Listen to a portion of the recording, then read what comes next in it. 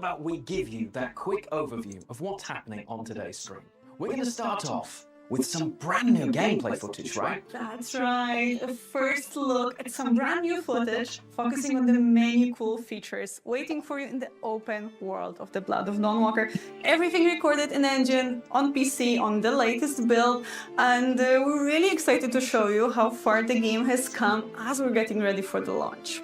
Well, speaking of getting ready for the launch, there is a big thing that you're going to need, and we are going to share with you the next content. It is a story trailer for the Blood of Dawnwalker, and it does include one very vital piece of information, right? Yes, the one thing that I know everyone here is waiting for, the release date. I just need to keep my lips sealed for a few more minutes, and then it's finally all out in the open. We won't be keeping you in uncertainty until the end of the stream. No, we won't tease you forever, but you may think that's already a lot. We have even more coming your way. We're going to be talking about the tech requirements for playing and having some of the Rebel Wolves devs dive deeper into the open world of the game too. But I mean, it wouldn't be a Dawnwalker stream if we didn't have one of those special music performances, right? Yes, and some surprises, maybe some behind-the-scenes action as well. Yes, that video is really cool. You definitely want to stick around to the end, but I'm not going to spoil a single bit of it.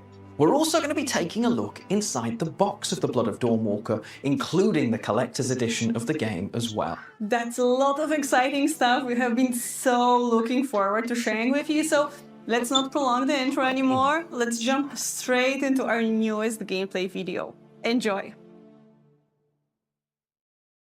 Peggy 18. Hi, my name is Ariana Siarkiewicz, and I'm one of the writers at Rebel Wolves. Over the past few months, we've shared quite a lot about the game's story. Today, we'll give you a glimpse of the activities our human by day, vampire by night protagonist Cohen can take on while exploring the open world. We start at night in our vampiric form, heading toward a vantage point to get a better sense of our surroundings. Reaching a vantage point reveals nearby opportunities and helps us plan our next steps.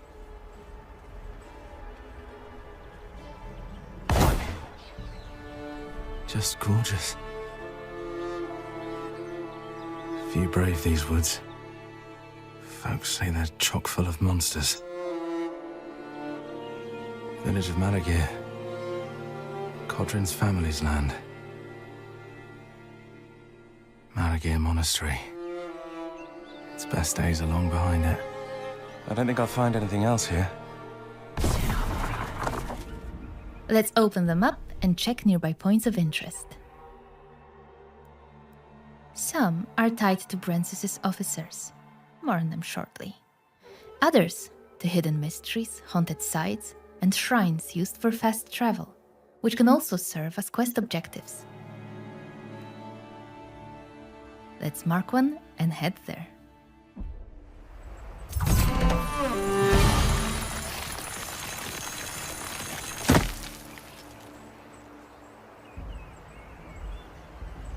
Early in the game, we can unlock a perk that allows us to transform into a wolf and move faster at night. It's quicker and more agile, though it comes with some limitations. There's also a daytime equivalent, but more on that later. What was that?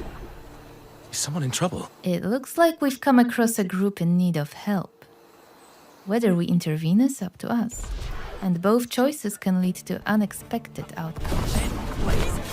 We began with death from above, allowing us to quickly eliminate an unsuspecting enemy and gain the upper hand from the start. We have incorporated community feedback, and now there is no need to open the skill wheel to select a previously assigned ability. Instead, we can use quick selection. I thought I was done for. Done for. So did I, to be fair. Wasn't sure I'd get you out of this in time. But you did. Bless you. Bless you. For now, we need to recover. As a vampire, we restore health by feeding. Human blood is most effective, but in this case, we rely on animals. It's less efficient, but it will do. Feeding increases our corruption level. It's shown next to the health bar at the bottom of the screen. The higher the corruption level, the more vampiric perks are unlocked for purchase. Nearby points of interest are marked on the map and indicated on the compass at the top of the screen. Let's head to the shrine. Here's the shrine. Damaged, so we can't use it yet. Desecrated. Looks like the shrine's missing its heart. But maybe I could restore it.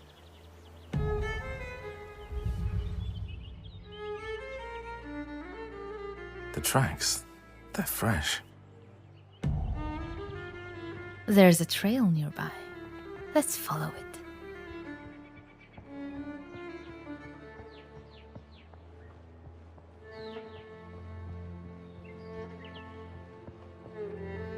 A group of Brancis's soldiers has set up camp. Let's clear them out. Voracious Bite allows us to drink blood from an unsuspecting enemy and gain the upper hand at the beginning of combat. But we're not able to drain this enemy fully, as his comrades quickly come to his aid.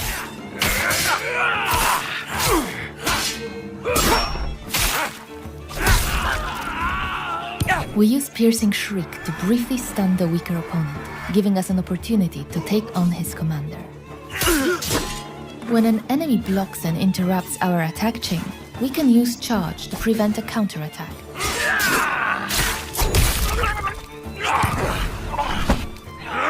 Voracious Bite can also be used during combat as an active perk, allowing us to regenerate some health. Hope word of this reaches your master. With the camp destroyed, our infamy increases. More about this in a moment. Let's collect our loot. We found the shrine's missing heart, along with a manual that unlocks a new perk, Precision. Let's open our inventory and head to the Recipes tab. As I mentioned, the manual unlocks a new perk called Precision. Once we read it, it becomes available in the Character tab. Let's go there. The exclamation mark indicates that a new perk is available, but we can't purchase it yet. Perks can only be acquired at a shrine by spending experience points, which are earned by completing objectives. And since we've just finished one, we should be good to go. We've also found the shrine's missing heart, so we can now fix it. Let's head back.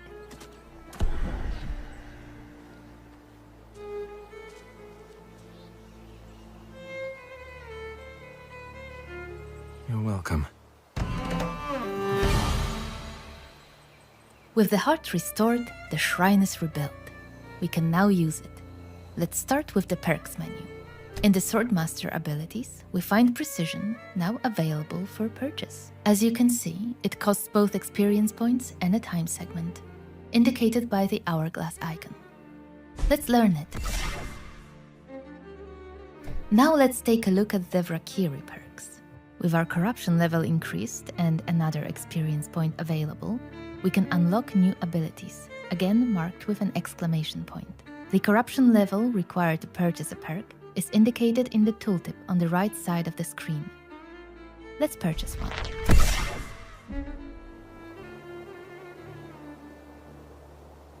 Time passes as we acquire new perks. The night comes to an end, the sun rises, and a new day begins, along with a new edict.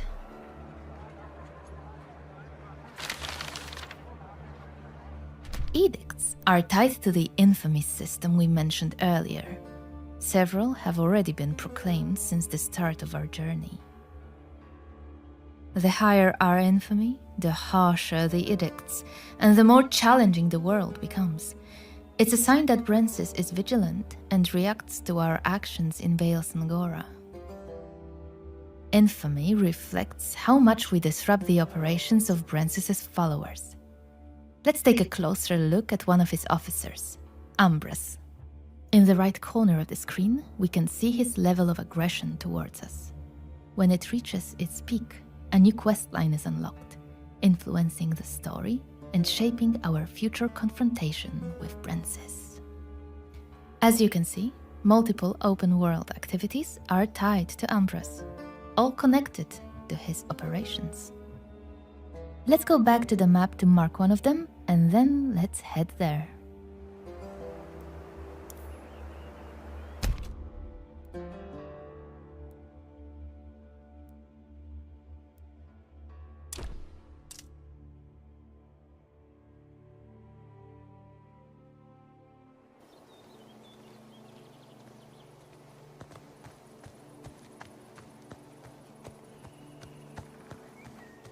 We've arrived near one of Ambros's warehouses, storing blood supplies.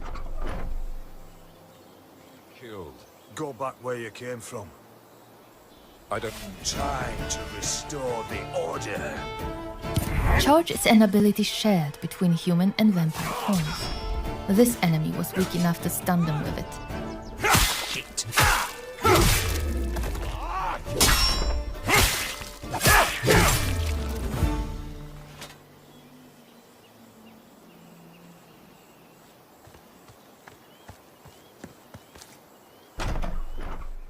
The Rakiri store blood in places like this. Ambros Makes my head is start responsible for keeping it safe. Oh, but we're not going to make his job any easier.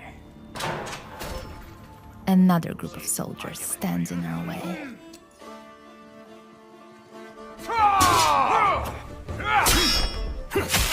We open with Broad Swing to weaken as many opponents as possible.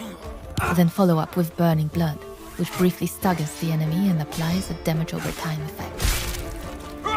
What do we have here? The prisoner's fate is grim. Their blood is drained, then stored in places like this, where it awaits distribution to Brensis and his officers.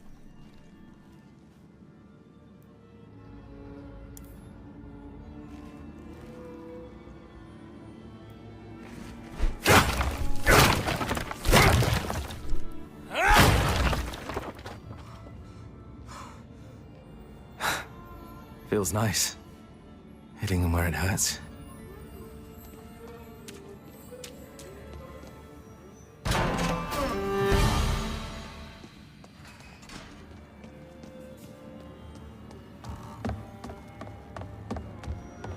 With the supplies destroyed, our infamy rises again. We've disrupted Ambros's operations enough for now. Let's move on to another point of interest, a haunted site. Earlier we showed you how we can move faster at night by transforming into a wolf.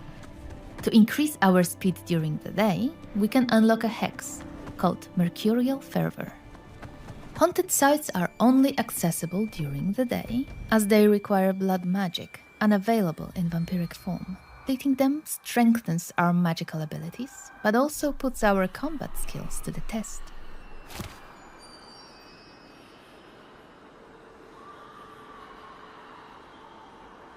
The spirits here are restless.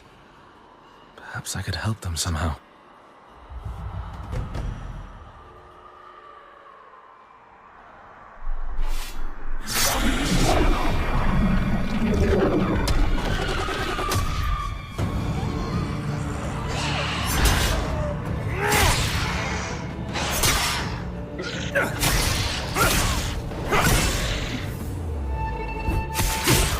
All of the enemies are nicely grouped together.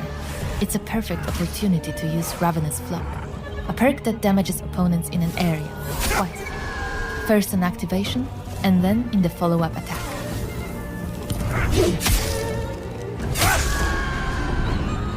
Rest now.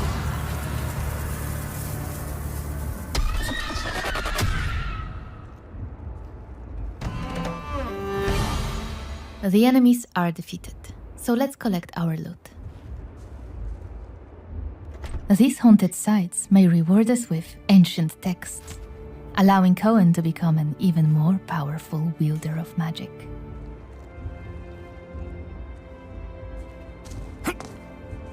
And that's just a brief look at open world activities. Many more await, often tying back to the main objective and opening up new storylines along the way.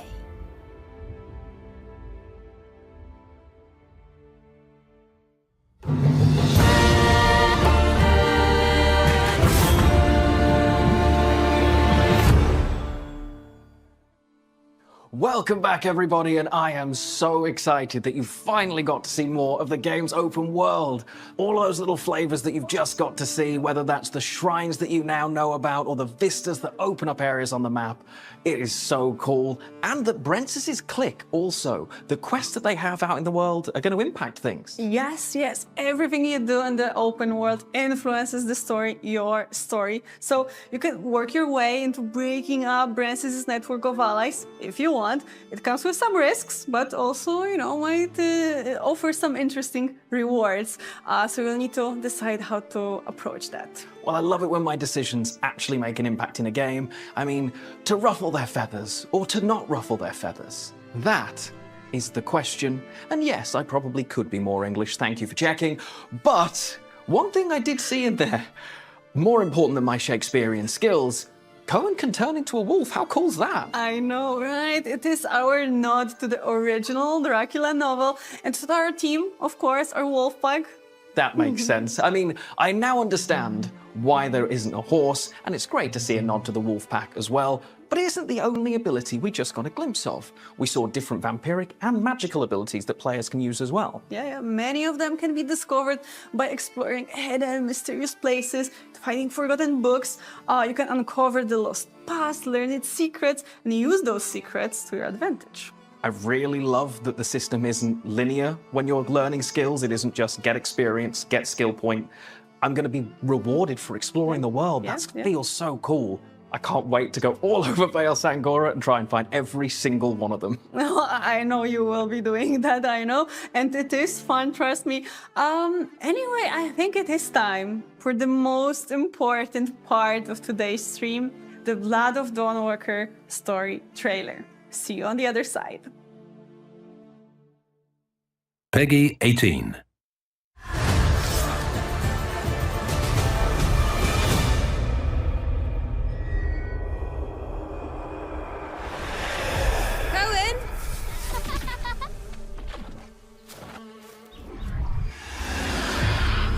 I want you to watch.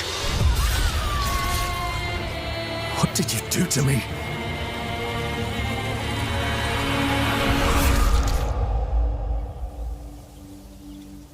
Where are they? Where are my family? Jesus. The coronation. It's in 30 days. So Princess wants to be a prince now. And mark the occasion with my family's blood. Brentsis will rip you to shreds. There might be another way. If you are to stand a chance, you need to prepare. You need to take risks. Find allies. I have no love for Princess's regime. He is a vile monster.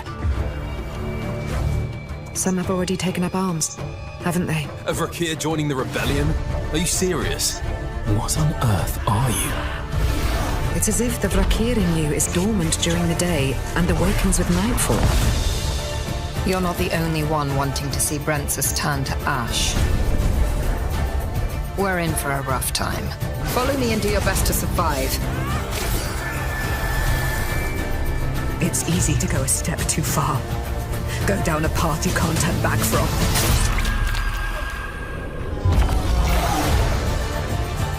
I think it's high time you tell me what the hell is going on.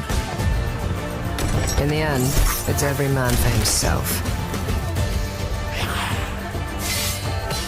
As I see it, we're both far beyond redemption. Doesn't mean we should kill people on a whim. I'm just trying to save my family. Good. Bad. Fairy tales. People tell themselves to preserve their sanity.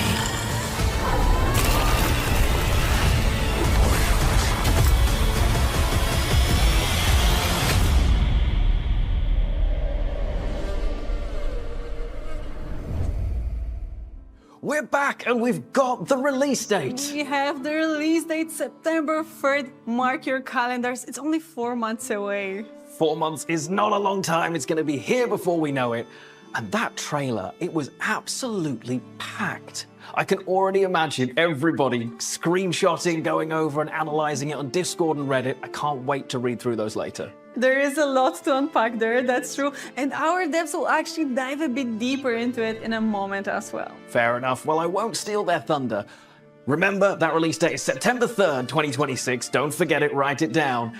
But we have some more information that you might need that you've been waiting for, and that is the technical requirements. Let's do that. Let's put up that nice infographic made by Mateusz, our amazing graphic designer, and show it to everyone. Okay, so we can see the minimum requirements. That's everything you need to run the Blood of Dawnwalker on your PC. The recommended requirements that we feel will provide you with a great experience, and of course, Ultra for the highest settings. Of course, and we still have so many other important things to share with you as well, including the contents of the different game editions. But before we do that, I know you want to hear more from those Rebel Wolves devs, so we're going to see where they're exploring today. Yes, let's give the floor to Daria Berizavada, our lead gameplay animator, and Piotr Kucharski, our writer, who will tell you more about what you, as a player, can expect to see and do in the open world of Sankor. But it's not just them, right? There's also Dorota Rutkowska, our producer, and Maciej Wiśniewski, senior level designer, who will give you a bit more insight into how that open world came to life. Okay, guys, take it away.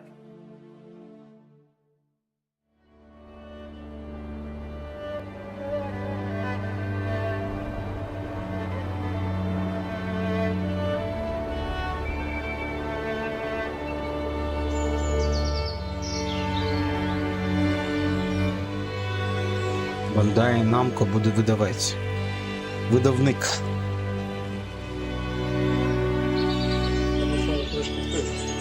Ні.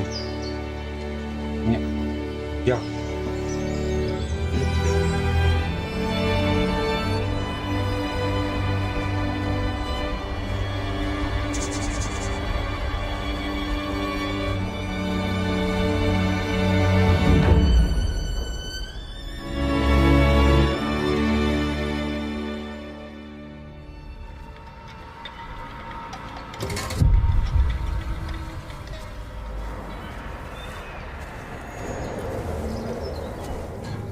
Every story begins somewhere. And this time, we wanted to take you on a journey to one of the places that inspired us while creating the world of the Dawnwalker, the majestic Polish mountains. There is something about this place. Це вони звідси робили цей that this is the best spot to talk about our open world. Yeah, totally. And you can feel a very similar feeling while walking through Vale Sangora. Це Буковина. Because you can feel the grandeur of the mountains, right? Of course, and you know, when creating the world, we wanted to make it as familiar as possible, but also distinct. So, you know, the players could really admire it. There is the beauty, and underneath the beauty, there is life, there are mysteries, and of course, there are hidden threats. So day and night, just like playing as a vampire or a human, they both offer engaging experiences, but ones that will differ. So we will meet different creatures, different challenges, and of course there will be different opportunities waiting for you. Yeah, but there's something to be found pretty much everywhere, right? You bet. And what I, as a writer, really love about our open world is that it is equally supported both by lore and gameplay. So there is an explanation behind everything that you will see. For example, there are those little shrines next to the road, and of course there is a narrative explanation behind them. They were erected to resemble Brancis, to strengthen the perception of him as the Lord of the Valley. Yeah, those shrines and some new frescoes and some of those coins that he minted with the coat of his arms. That was brilliant. He did think of everything. And it's interesting with vampires, or Valkyrie as people call them in our game. Because they don't care about money, do they? No, the only thing that is important to them is the blood taxation. Exactly. You know, on one hand, they are monsters. They demand blood. They overtook the valley by force. They reshaped religion so it suits their needs. On the other hand, if you look closely, you can say that their rule doesn't really differ much from what the mortal lords before them were doing before the Valkyrie took over. Yeah, it is really interesting because like vampires, they think of themselves as superior beings. Like humans are just like animals to them. They're like herd. But it's also interesting that if you have a herd, you need to take care of it. So if they want humans to be used properly, they want them healthy, they want them strong, so they need to take care of them, right? Yeah, it is a very interesting aspect of our open world. Vampires give blood to humans as well. So the inhabitants of the valley, they are healthier. Their children are both stronger. And on the other hand, it raises the question about the morality of this world. To what extent are the monsters really monsters? And to what extent they just introduced a new, different system of ruling. Yeah, exactly, yeah. And those moral ambiguities were really important to us when we were creating this story.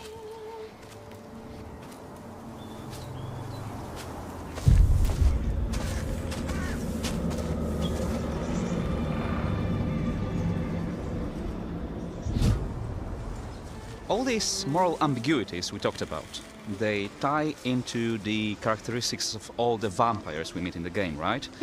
And they do have some really cool animations, don't they? Yeah, of course they do.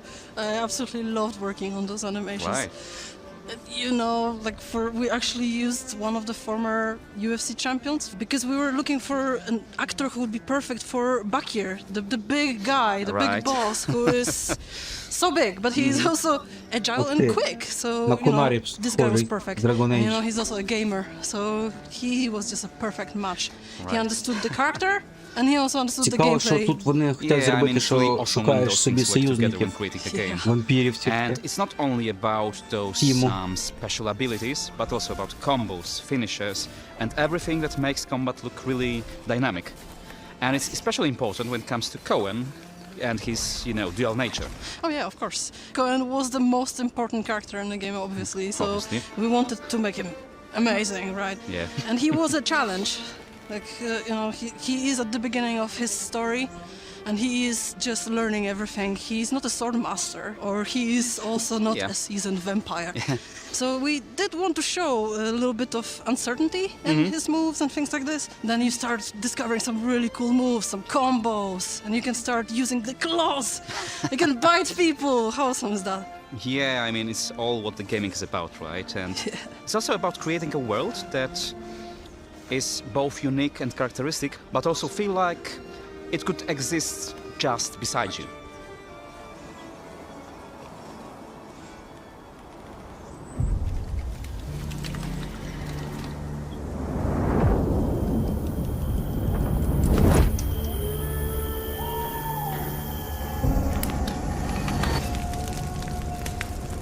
When we're creating that world of our game, we really wanted to make it feel alive and interesting by adding a lot of detail. So when you go through the village, you might see a lot of people just sitting in front of their houses and doing some jobs and work. And us animators, we always like to add a little bit of something in there to make it more interesting. So sometimes you might see things like a guy hammering something and he'll accidentally hit his fingers or something. I think it's cool. Yeah, those details work really nicely with the environmental storytelling. Yeah. And, when the players explore the valley, they will find things like letters, like notes, and other traces of things that transpired in the area before Cohen makes his appearance. Yeah. We invite our players to look into every nook and cranny of the map, because they will certainly find things like, some small stories, items, or notes left by people who once lived there. Yeah, there are those echoes of the past pretty much everywhere in the world. Sure. It's awesome. And I think that the world also reacts to Cohen, reacts to the player. Sometimes just walking through the world, you might see people being captured by vampires and some prisoners going around, and you can attack the vampires and free those prisoners. I think that's awesome, and those actions will have consequences. I totally agree. It's all about, choices and consequences, right?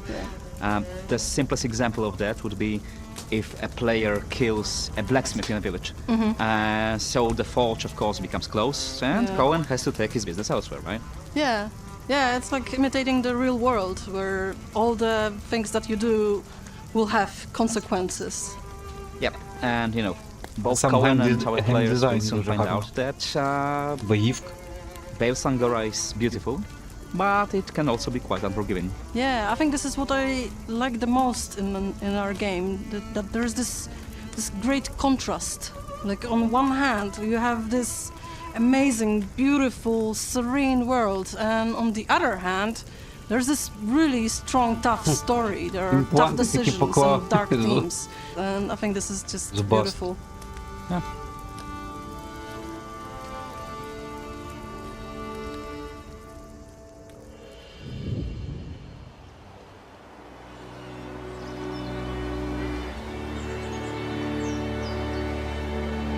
Де це вони знімали? Вортовий.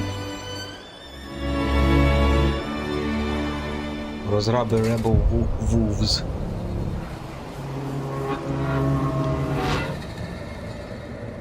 Це, ну, реально в Польщі чи це? Це в Румунії десь чи де? When creating a game such as the Blood of Dawnwalker, it's important to make sure that the open world never feels empty. Every area, every village, every forest should feel like it has life, purpose, and something to discover, right? The world should feel rich and believable, full of people, animals, monsters, and secrets, but never overwhelming. I specifically remember the first time I went up to the mountains in our game, and I saw the Uriashi village. It really felt like a completely different place than Veilsangora. So close and yet so far away. So familiar, but also so different. And then it started snowing. And that's another element of creating the real world. The weather, like rain, fog, or as you mentioned, snow. Yeah. Even though the time of day doesn't move until you make some certain actions, there is still an active weather system. And the sounds. The waterfall hitting rocks, singing birds, rustle of the forest. It all matters for how you experience the world, and for it not to feel like it's standing still. Speaking of time. It's been a hot topic since day one, right? It has, so it's important to highlight that it's not a real time. It's not a timer or ticking clock. It's not meant to frustrate or rush you. In our game, you can still freely explore the world, fight, analyze your build, and talk with random villagers. And time doesn't move. Like already said, in order to move time in a game, you have to reach a certain point of the quest, or choose a certain dialogue option. You will always have an indicator of what actions are gonna actually move time, and by how much. It's like a resource. You can either pay attention to, strategically picking up quests and control the time, or just go with the flow of the game and let the time pass by. Exactly. It's a resource, a framing device for the narrative and gameplay elements. You already know that Cohen's family has been kidnapped by Brances, and Cohen will have only 30 days to save them.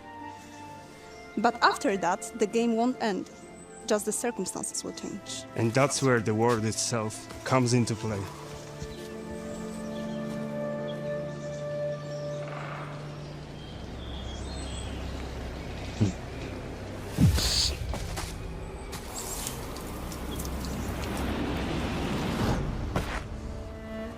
We talked about the weather effects and look at all that snow. But let's not get distracted and talk about the narrative. Of course, many quests and events aren't just mechanical tasks. They all tell the story. We design the world, so exploration, interactions, and activities all add to the narrative. Yes, and as players explore, they don't just get to see the world, right? They get to live its stories. And that's when we can finally talk about our newest trailer. It's largely built from these cinematic moments that highlight key story beats and the emotions we want players to feel. It reveals bonds and conflicts with our allies, betrayals, sorrow, romances, and all the hard decisions affecting Cohen and his family. I do think they play a lot with our emotions, don't they? And that's what we are striving for, right? This trailer is really unique because this time it's not only about Cohen. We get to meet his family, potential allies, and other secondary characters for the very first time. And we learn some about their motivations and agendas. We meet Cohen's family in idyllic, happy scenes. Cohen's love for them is clear, and each member of the family is unique. Lunka, the younger sister, whom he protects, Mirto, the younger brother, still learning about the world, and Yana, older sister. But there's hidden darkness lurking beneath. Oh yes. Poverty, illness, and other heavy emotions emerge. Esme, mother of Cohen, is struggling from trauma and fear of the vampires. There is also Pieter, who's Cohen's father, basically tries really hard to keep this family together. But he also sometimes feels really helpless. It can't be easy for Cohen.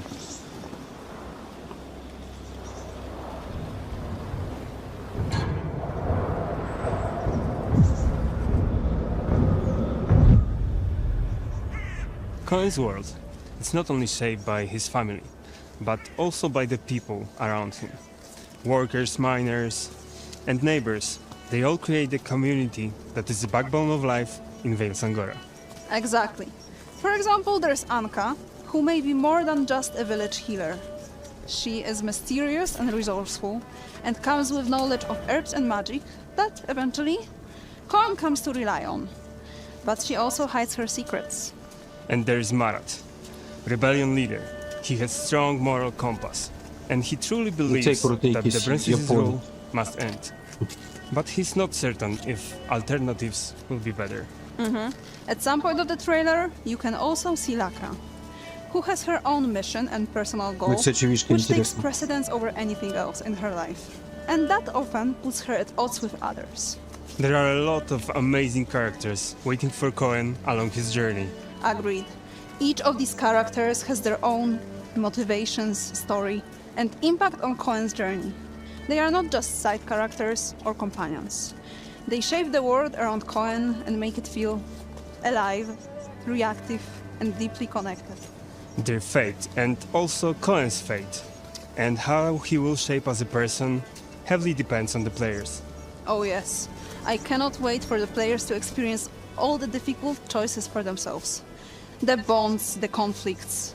Every encounter and every decision matters. And it's a world that stays with you. Yeah, a story of family, loyalty, rebellion, and the cost of the choices we make.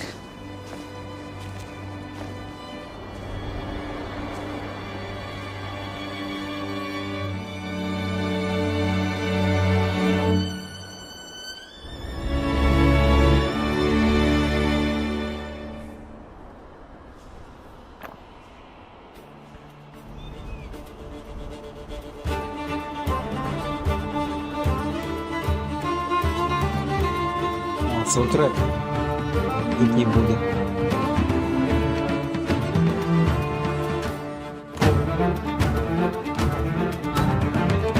Прикольно.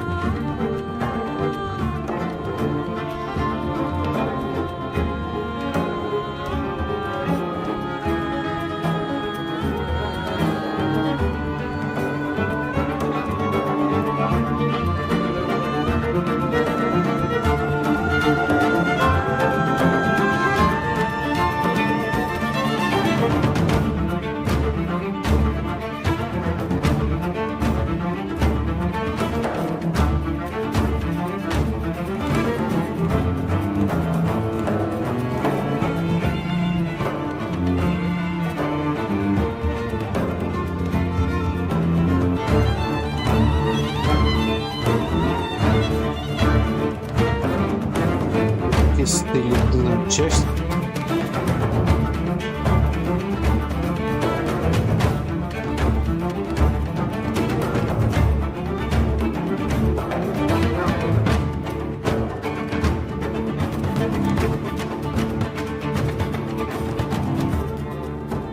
Ну, музика, саунд дизайн, ну, дизайни будуть відрізнятися від Відьмака, явно.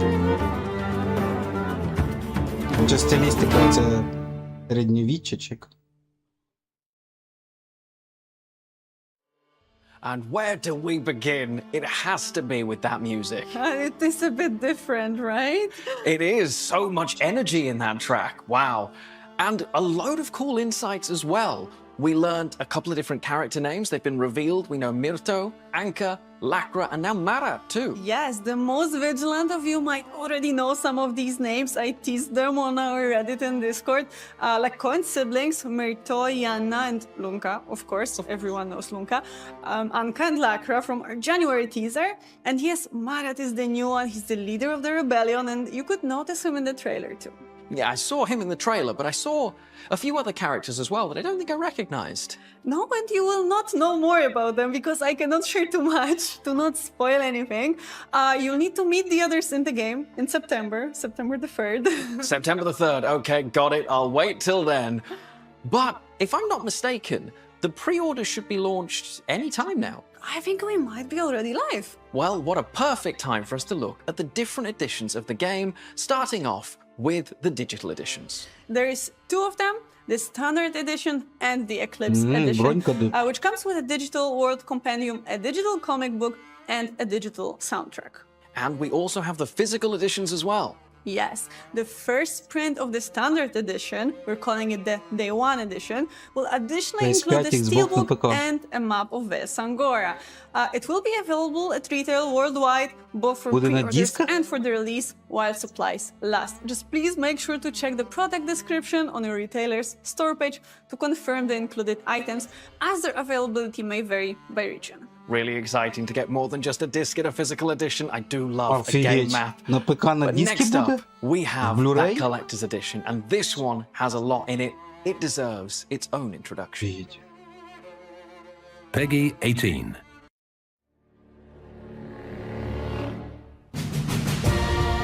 Oh, collector edition. Wow.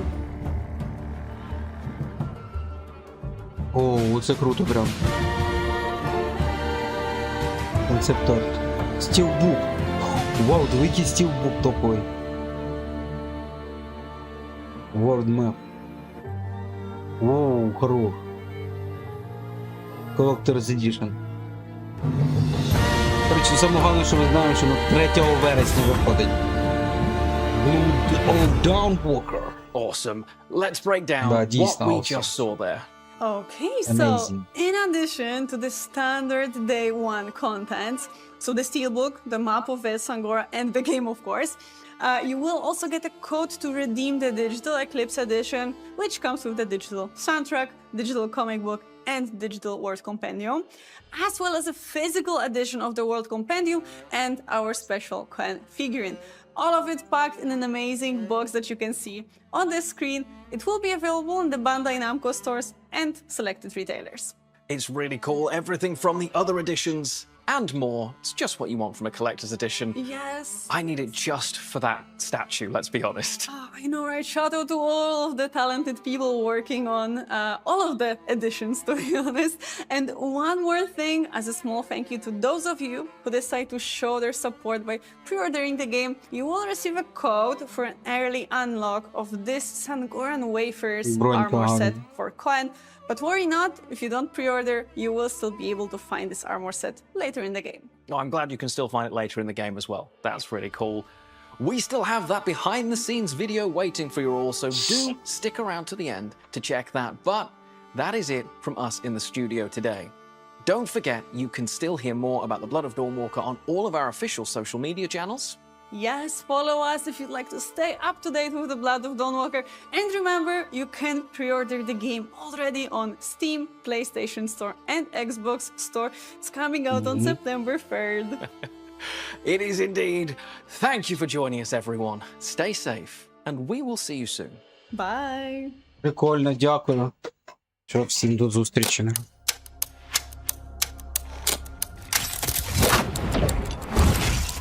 My name is Maciej Kwiatkowski, and I'm a motion capture performer. Це не кінець. Японський. Це не кінець. Stuntman and action designer. In the Blood of Dawnwalker, I was responsible for creating fight choreography and performance. I've been doing this for more than 20 years now, but this project was different. So first, we need to understand the system. choreography, and then we take care of the visual aspects. The main task and the biggest challenge is to find this balance between those two. My name is Jan Bohowicz. I'm MMA fighter, professional fighter. Former UFC champion. Здоровый дядя, In the блин. blood of Dawnwalker, I play Цей боксер. vampire boss. Why I decide to be part of this project? Because I'm a gamer. I love games. New adventure for me, new experience, so my dreams come true. And that was like easy decision for me. When I hear about this game, I was excited about the story, what's gonna happen, about the hero, about the gameplay, you know, everything that's gonna be something new. Working with Maciek, you know, he's one of the best in the world. He tell me what to do, how to do it. Very nice. I can work with people like him every day.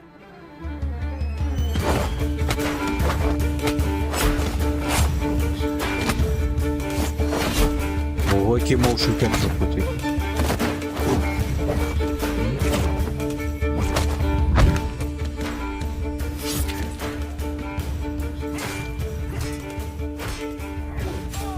Our approach to human fighting style was more grounded, I would say. Ну, ця бойовка прям крута. Use the sword.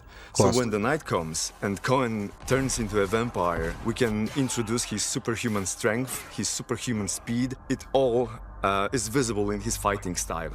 Bakir fighting style is I like it because I'm similar to him, you know. My style is very simple but very good in fight. My first reaction when I see him that he's big, strong, but he's not so handsome like me. That was my first reaction. But I said, okay, I can play him. Don't worry. We work very closely with the dev team.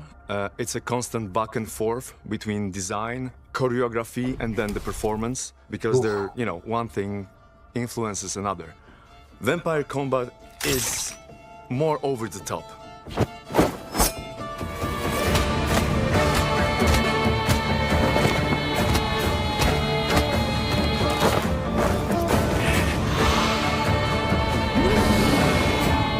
Круто.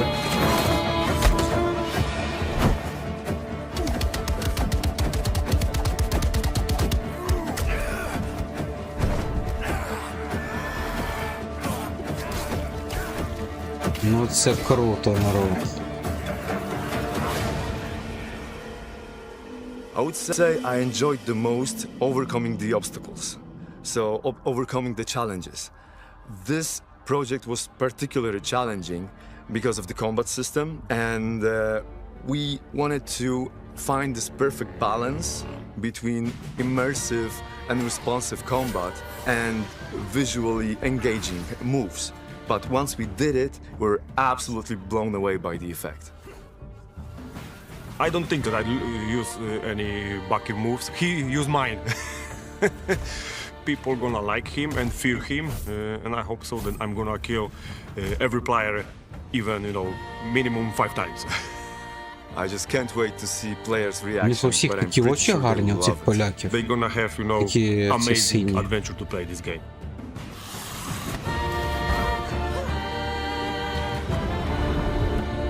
See you in the game, fear Bakir because that's me. Круто.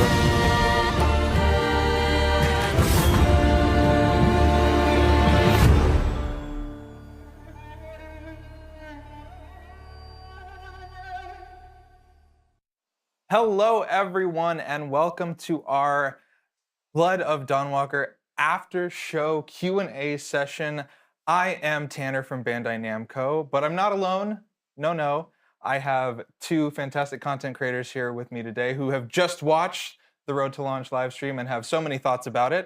I'm joined by Jess Capricorn and Neon Knight here.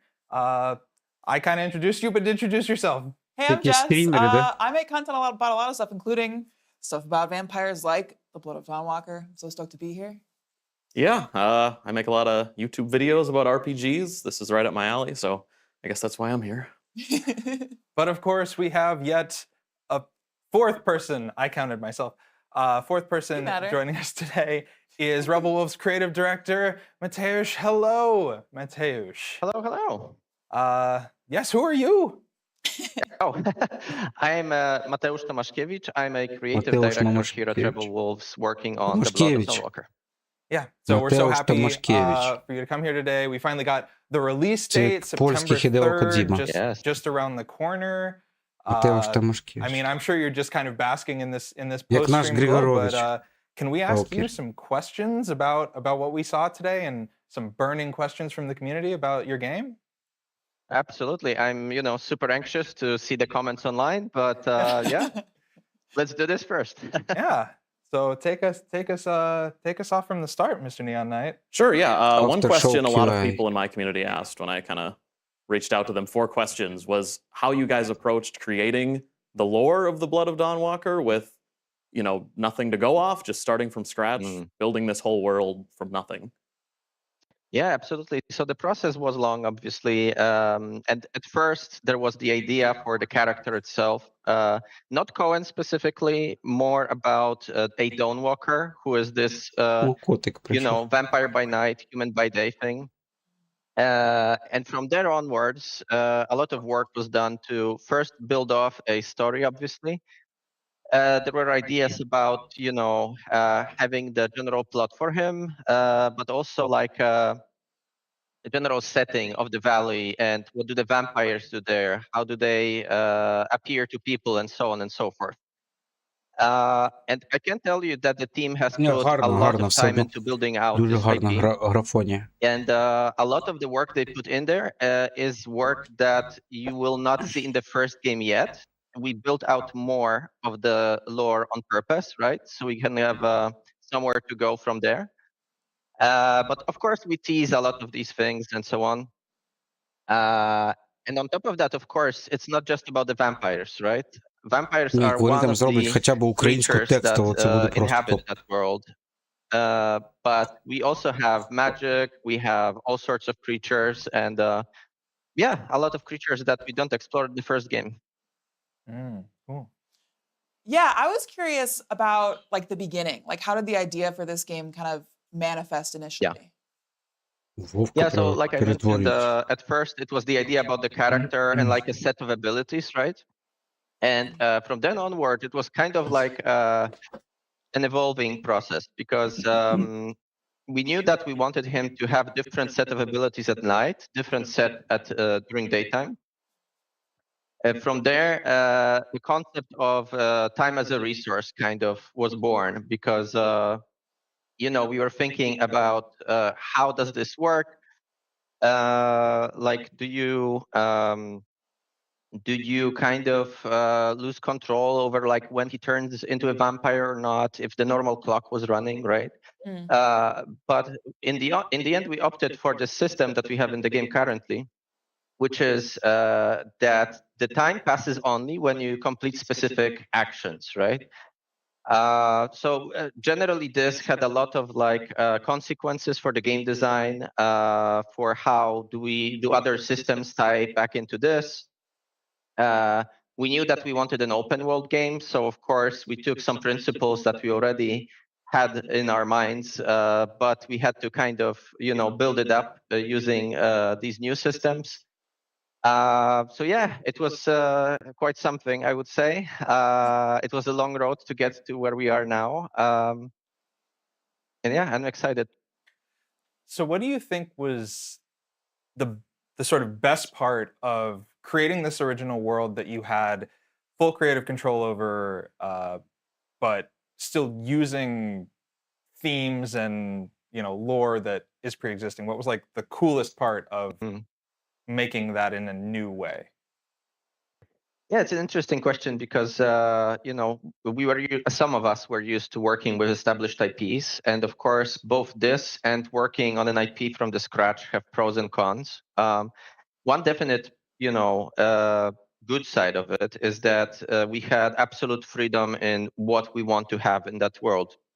But at the same time, this can be kind of a daunting task because you have to put some kind of, framework on it. You have to put some limitations on how magic works, how these vampiric powers work, and so on and so forth. So I would say it was a lot of grueling work that our narrative team did. Build this, solid foundation. And once that was established, we could kind of build on top of that. We could upgrade it. We could think on how we tell stories in that world and so on and so forth. So again, it's both good sides and also a daunting task. It's very challenging also to keep track of all of these different lore things that make this IP what it is. Awesome. Yeah. Now I think we have a particularly juicy question for you, Neon, if you want to. Yeah, this is a really specific question, and I hope you can answer it. I've kind of been rewatching everything from the Blood of Dawnwalker over the past few days, everything that's out there. And I was wondering, since there's 2 years between the first trailer, where Cohen is saved by Brensis, and the beginning of the game, where somewhere around there his family is taken, I've been really curious, like, how did Cohen feel about Brensis's rule before his family was taken? Because you guys have talked a lot about how, you know, the world is split, or at least divided on their ruling.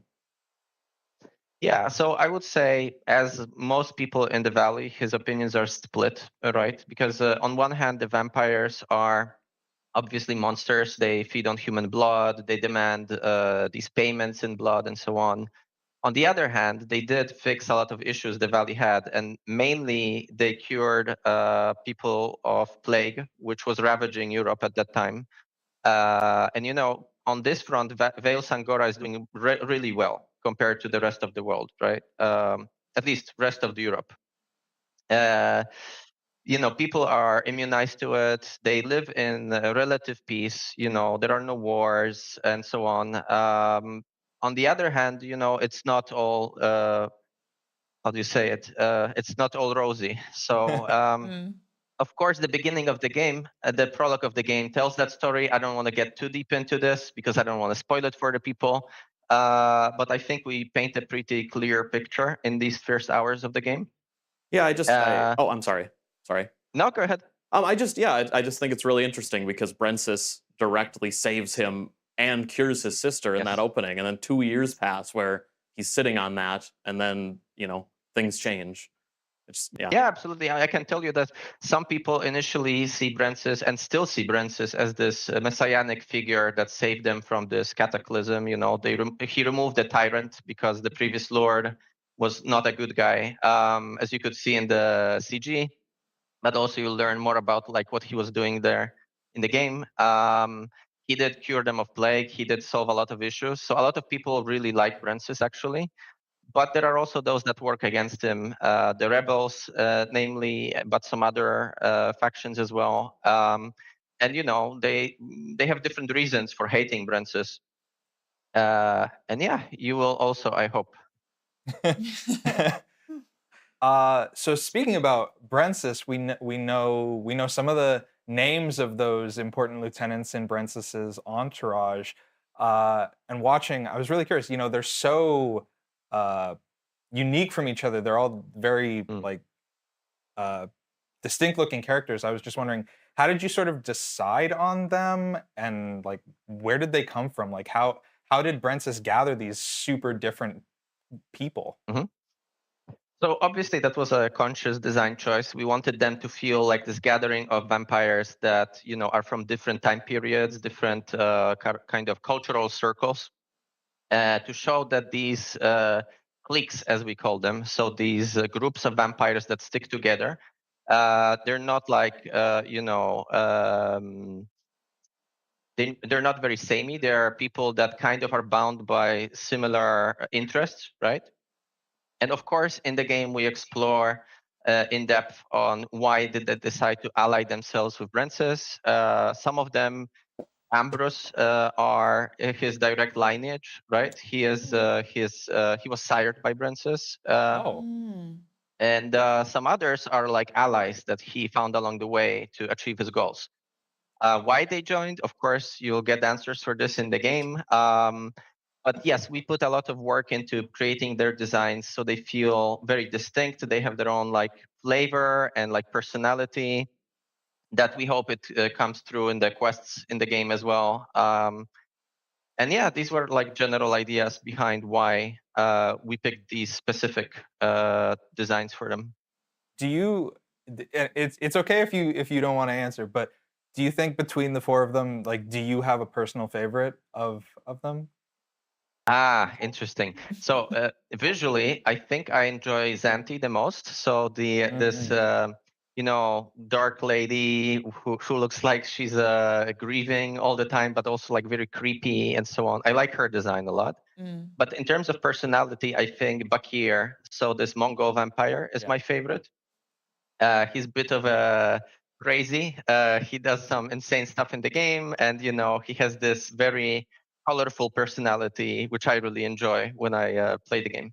Yeah, that's awesome. I'm looking forward to meeting all of them. Like, they all seem like they've really got something going on there. Agreed. Yeah.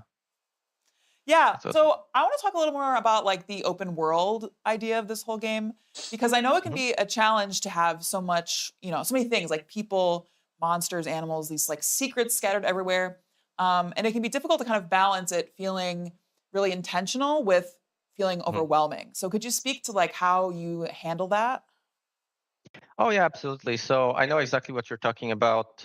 You know, there is this trend for open worlds to become bigger and bigger, right? So we kind of took a step back, and on one hand, we wanted to plan the scope of the game that would be right for the size of the team, right? That we believe we can deliver in high quality. At the same time, we felt strongly that a bit smaller open world, but more dense with content, is actually nicer to experience. So this is what we went for. As to how do you reach that point and how do you design it, it is of course very complicated and you know, long-going task, which involves a lot of iterating, moving stuff around. We did a few passes where we moved a lot of activities around to make them make more sense. For example, to make sure the density is right. We had to do like extensive tests on like what is the average time between you seeing different interesting things in the world, right? Yeah. And yeah, generally speaking, it took multiple, I don't know even how many iterations to get to the point where we are, A lot of where we would like add things, remove things. Yeah, absolutely. It was a long process of adding things, removing things, changing things to get where we are now. Cool. Yeah, I mean, I think with a game like Blood of Dawnwalker, where a lot of people get so interested is with the choices and how the choices affect and shape the world. And one question I got 10 times probably from my community was, how often do choices, you know, in one quest spill over and affect another one? You know, maybe a quest that isn't a direct follow-up, but just is showing how you're shaping this world. Oh, absolutely. So for this game, we had this concept, this guiding light, you could call it. We called the narrative sandbox, right? So basically, we looked at games like Fallout 2, which had this game structure where you had a lot of non-linearities in how you wanted to approach content, and you could decide fates of different parts of that world, right? And at the same time, doing even like drastic choices, like, I don't know, killing off a village or something would not make the game break. The game still worked, right? Because using example of Fallout 2, you could still get to Enclave if you knew where it is, if you find out where it is, and you know, you would get these vastly different consequences. So that was kind of what we looked up to, and we wanted to kind of emulate that experience. And so, yeah, it really depends on a specific quest. Of course, some of them branch out more than others. There is simpler content and like big quest content that has vastly different branches. I don't know if you saw the quest we were showing on Gamescom, right? So the Cathedral quest, which has, for example, very different paths based on did you approach it during the nighttime or the daytime. But on top of that, we have branching. We have certain quest lines that spawn off different quest lines, so like kind of story arcs. You can cut off certain branches of the quests depending on how you choose to play, or open up shortcuts to get to certain places, narrative-wise. So yeah, there's a lot of it, I would say. I can't give you a precise number on it because, well, it would be a spoiler, of course, but also like it's very difficult to count. It really depends on how you play. Yeah, you brought up the Cathedral quest. I was just watching that yesterday, and I was curious: is this a game where, you know, if you go about things a certain way, can you end up just skipping? It kind of sounds like you were alluding to that earlier. Huge sections of the quest. You know, there's that part where you're told to get a book, and I was watching that, and I was wondering what would happen if you just knew where the book was and you went straight to the book. You know, and if that was possible. Absolutely. And the book, for example, that's a good example because the book was just one of the ways of finding out the informations you needed to progress that quest. You actually don't have to find that book at all. You know, there are other ways as well. And on top of that, you know, yes, my cats are very excited Goodbye. as well. They want to be included. He will come back. He will come back. I'm sure of it. And yes, you know, like these scripted things, of course, but also like you could, for example, kill Xanthi in the cathedral, potentially like skipping her entire quest line if you wanted, if you found her there and you were strong enough to face her and so on. Yeah, the book is a good example because you have multiple ways of solve that quest, which we didn't show on purpose. Some of the paths that we have in there, we didn't release that yet. Yeah, I guess in a similar vein, I was, you know, it seems like a lot of these choices can make your playthrough very different. Like, how much will one person's playthrough be different from another person's? You know, this is a interesting question because there are definitely a lot of ways it can branch off for different players. But I think there are also like play patterns in players. So when you know, like you have freedom, but you observe players sometimes repeat similar actions, right? So it really depends. Although I believe that a lot of people will replay the game multiple times to find these different ways and experiment with it, try to break it, kind of, which I recommend. We built it in a way to be broken in multiple ways. I hope they will. I also really recommend playing with the consequences you got and not reloading, right? Because I personally think that's much more fun way to play. Speaking from personal experience of playing games like Baldur's Gate 3, for example, where sticking to the things that happened, especially bad rolls, is just way more fun, you know, because you get a very unique playthrough. And yeah, I think the game is built in a way that allows for a lot of different experiences. The main goal itself is built in a way that you can complete it in multiple different ways, vastly different in terms of how you approach it. And yeah, some of the big plot lines you might miss out on completely. And again, that's kind of on purpose. We didn't want to force them upon you. We didn't want to railroad you into these, right? So it's really up to players which characters they enjoy, which ones they want to interact with. Will they even find these plot lines? It's up to them. Cool. So speaking of living with the consequences, I noticed in the stream they mentioned like, oh, if you kill this blacksmith, they're not gonna be around to, you know, perform their job anymore because, you know, the death usually precludes working. So it made me curious. Like, can you kind of just go totally just mask off evil mode and just kill every NPC in the game? Is that something that players can do? Is that something you've sort of planned for? Evil run. What happens if you do that? Generally speaking, you can kill off, I would say, majority of them. Maybe not everyone. There are specific cases where for like cohesiveness of the story, we kind of had to, you know, limit that. But we try to make sure that you can kill off most NPCs if you want to, and the main story handles it. You know, you get different outcomes. Yeah, you get different endings, for example, for different plot lines. And yeah, you can kill off like blacksmiths and stuff like that. Again, I think I was asked this before in some other interview where people were asking, you know, how much can you veer off with non-linearities for it to, you know, for example, Cohen has to become a Dawnwalker, otherwise it wouldn't be much of a Blood of Dawnwalker, right? But I would say we have left a lot of freedom for the players on top of that. Like we try to keep this to the minimum if possible, these limitations. I'm really looking forward to those challenge runs. I was just thinking that, like a high infamy Yeah. kind of run where everything is very difficult because you've Yeah, killed just everyone. killed everyone, trying to figure out how to survive, just having to scavenge berries and everyone's dead already. Yep. Oh yeah, absolutely. I really want to see evil Cohen playthroughs as well and see how people react to it. And it was actually a big point of like, discussion in the studio. Like, is it true to Cohen? Would he do these things? But, it's always kind of like this tug of war between player agency and like this narrative cohesiveness of the character, right? And we believe we kind of managed to satisfy both. But of course, because we had this narrative sandbox approach, we kind of veered more towards player agency most of the time. So again, kind of a lore question from me. I've been watching, as I said, all the Blood of Dawnwalker stuff, and you guys have talked a lot about how the vampires in this world were kind of just biding their time. They're waiting for the right time to strike after poverty and famine and all that. And I was curious, was this world before they came out of the shadows? Was this just normal 14th century Europe, or were the people aware there were non-human, otherworldly beings out there, or was this just normal Europe and then this happened?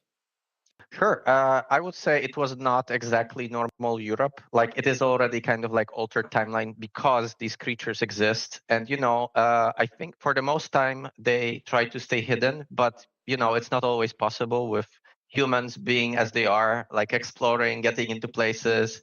We kind of more fed into these folklore stories where miners were telling stories about people dying in the lower shafts of their mines because of kobolds, for example, right? But people don't really know, is it true? Is it a myth? Is it just some kind of superstition, right? So, of course, in case of kobolds, it's not a big spoiler if I say it, it's not a superstition anymore. They do exist, same with vampires. But it's kind of like looking at the real world folklore and legends and doing the what if thing. What if they exist? What if part of these legends is true? What if part of it is, just legends and folklore, like, vampires being scared of garlic, for example, or not being able to cross running water or whatever.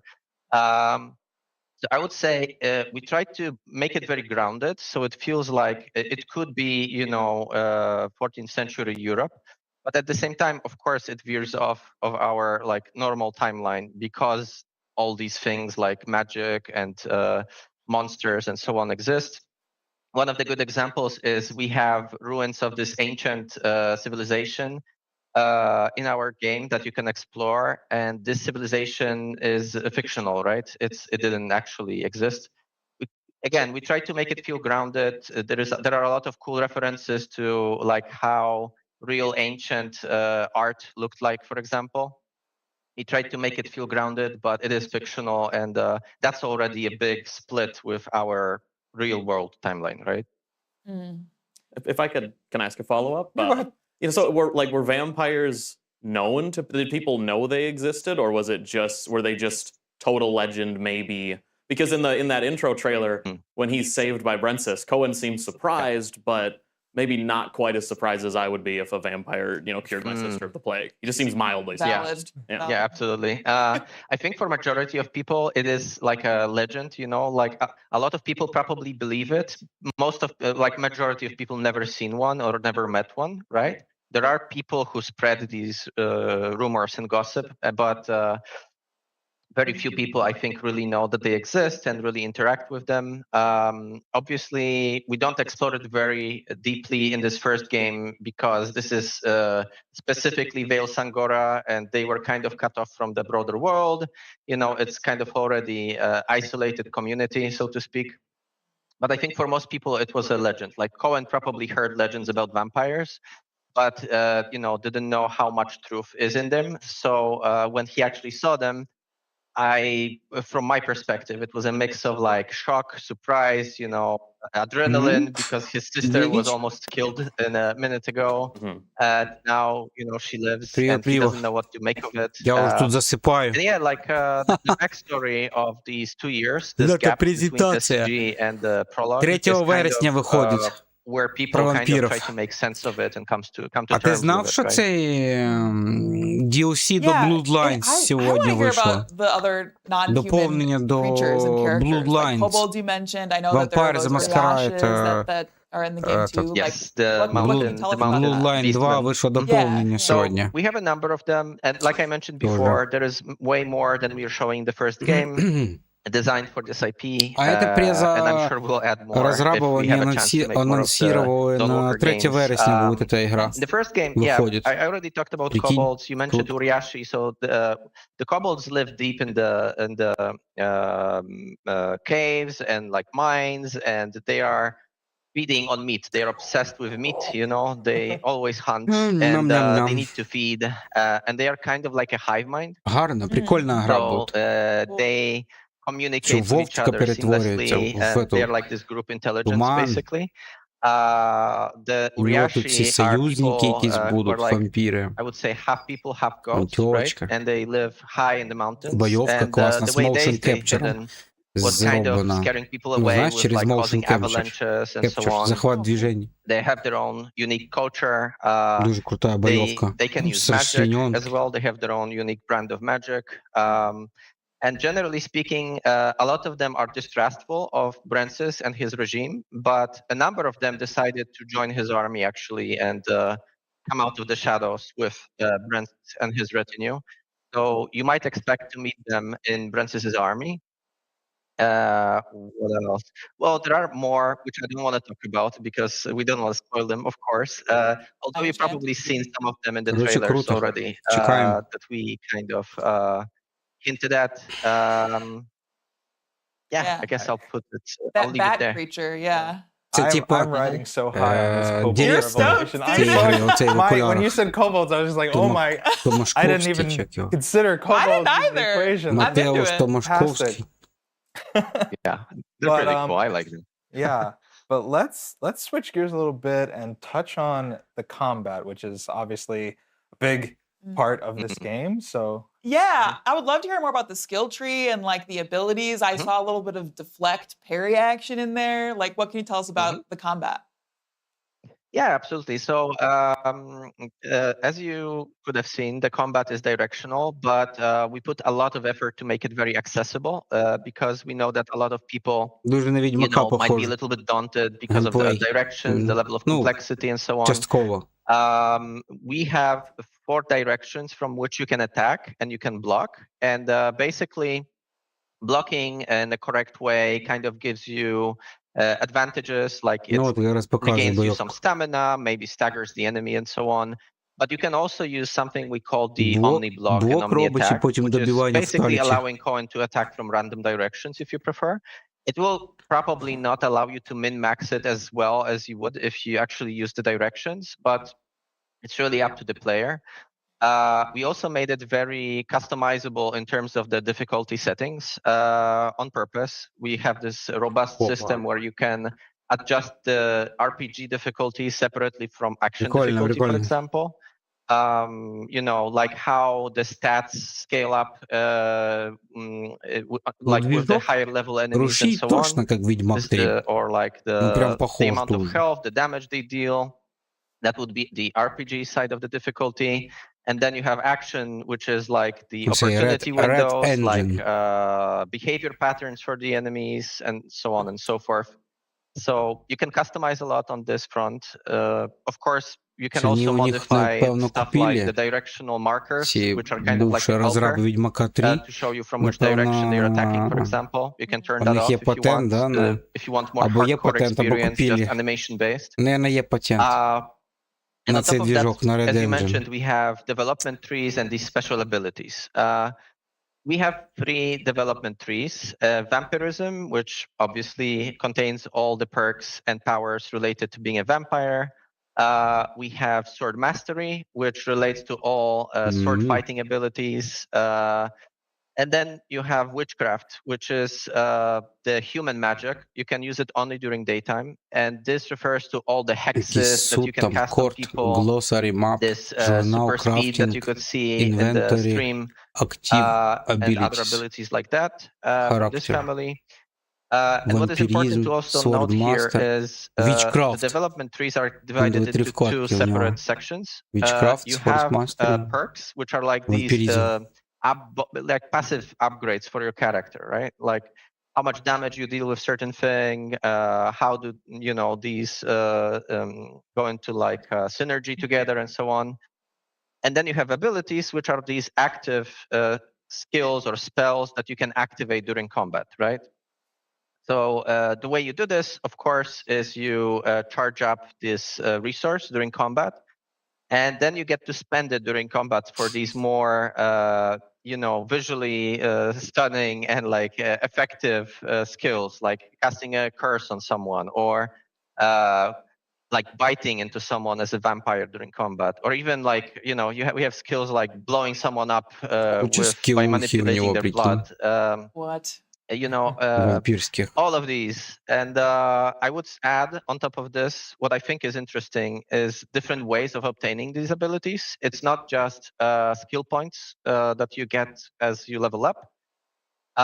Some of them are also like, for example, in order to get these stronger vampiric powers, you have to drink blood of a specific vampire, right? To gain access to that specific power. Cool. Because in our IP, each vampire gets this kind of random mutation when they get turned, right? So they're kind of all unique in their own way. And you can gain access to their powers, but you need to drink their blood in order to do so. Little blue mage. Or for example, you need to find these forbidden tomes as a mage, to learn these different spells. Or as a sword master, you have to find these different teachers in the world that will teach you different sword fighting techniques. Будуть вчити якісь препари його I think закляття. that's awesome that like perks aren't just you just get them from the tree, that you have to go out into the world. This one comes from a book, this one comes from an old master, like really varying out. I think that's really awesome. Щось може вивчити з книжки, а щось від мастера. Do you have a favorite ability or technique, like one that's, I don't know, your favorite or like the craziest visually one? Oh, I mean, I just love blowing people up with that vampire that stuck power. with me Like too. the one that used in the trailer.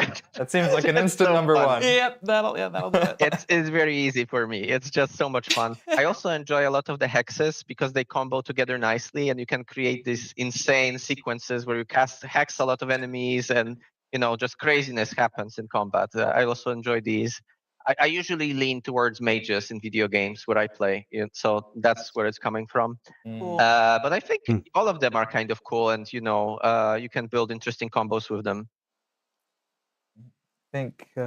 Yeah, I mean, a surprise this stream, and I could tell Jess was excited about it, was the wolf form. Yeah. I'm wondering if you can tell us anything more about that. Yeah, absolutely. So we have, since it's an open world and it's big, we felt we need to include some kind of way of traversing the world more quickly, right? And we wanted it to feel narratively tied both to vampire and to human forms, right?